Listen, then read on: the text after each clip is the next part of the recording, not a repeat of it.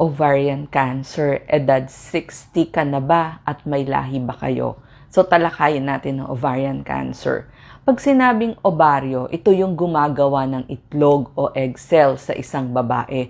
Ito rin ang gumagawa ng mga hormones na estrogen at progesterone sa babae. Sinlaki ito ng almond. So kung kumakain kayo ng nuts na almond, yun, mga ganong kalaki. May mga risk factors o dahilan.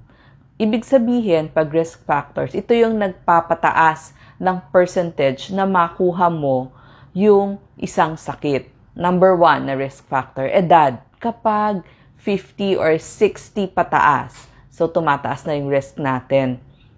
Ang sakit na ovarian cancer, lahi. So sa blood test, may tinatawag na BRCA1 at BRCA2 abnormalities. Ito yung mga pamilya na increase ang risk na magkaroon ng ovarian cancer, breast cancer, endometrial cancer. Meron ding tinatawag na Lynch syndrome. Nagpapataas din ito ng risk na magkaroon ng endometrial cancer, colorectal cancer, at ovarian cancer. Number 3, yung mga dating may breast cancer, mataas ang risk magkaroon ng ovarian cancer. Number 4, may mga babae na ang kapatid o nanay ay nagkaroon ng ovarian cancer. Pakinggan mabuti. So, increase ang risk nyo 20 times kapag may kamag-anak kayong nagka-ovarian cancer. Kaya punta na agad sa inyong OBGYN para magpa-check up. Number 5, maaga nagregla o kaya naman late nagmenopause.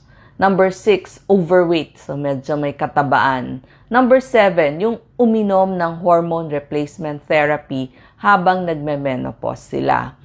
Number 8, yung may endometriosis. Number 9, yung mga hindi nagbuntis. Doc, paano ko malalaman? Ano ba ang sintomas ng ovarian cancer?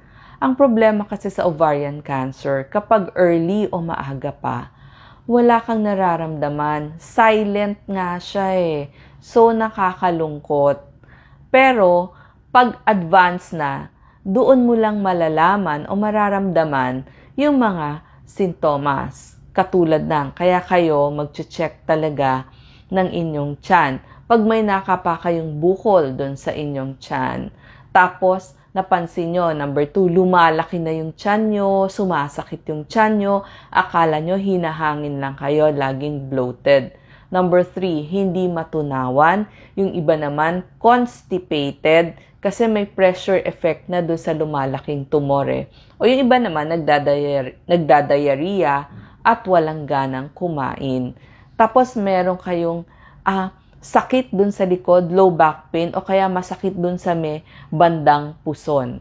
Mapapansin nyo, meron din kayong abnormal vaginal bleeding. So, nagdudugo dun sa puwerta, o kaya naman merong vaginal discharge. Tapos, lagi kayong gustong umihi ng umihi kasi may pressure effect na nga dun sa lumalaking tumore.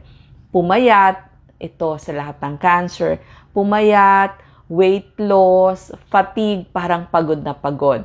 Ngayon, paano madadiagnose kung may ovarian cancer? Dito importante yung pagpunta nyo sa OBGYN kasi siya yung mag-order ng transvaginal ultrasound kasi nasa loob nga yung ovaryo. So, yung ultrasound nyo kailangan nasa loob din. Tapos, may tinatawag na CA125 blood test. Napapansin doon, tumataas sa mga 80% yung level ng CA125. Ito yung parang protina. So, nati-check yun sa blood test. Tapos, o-orderan din kayo ng doktor nyo, CT scan, PET scan, or MRI.